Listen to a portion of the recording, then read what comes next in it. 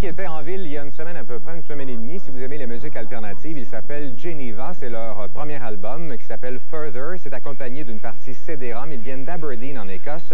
Le style musical, imaginez-vous un peu Radiohead avec du vieux U2 et aussi Jeff Buckley.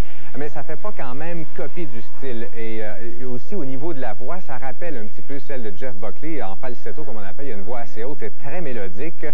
Il joue dans les extrêmes, autant dans la douceur qu'en dans ce qui brasse. C'est vraiment très intéressant comme premier album. Peut-être difficile à trouver, c'est une Sony qui l'a importé, mais ça se trouve si vous écœurez votre disquaire. Pour notre population ici au Québec, bien sûr, on produit énormément d'albums et parmi toutes les merdes qu'on doit se taper, à un moment donné, il y a une fleur qui ressort un peu, qui se montre la tête et c'est le cas de Richard Charest. C'est son premier album qui s'intitule Blues Occidental. C'est un auteur, compositeur, interprète, guitariste également. Musicalement, ça révolutionne rien. C'est du pop-rock, bien sûr, mais c'est très bien fignolé. Et c'est un disque qui a été réalisé par Pierre Bazinet. J'écoutais l'album un peu de même en écoutant la voix, les styles de musique, et ça me rappelait un petit peu le style de Francis Cabrel. C'est quand même pas une mauvaise comparaison. On regarde un extrait de Bizarre.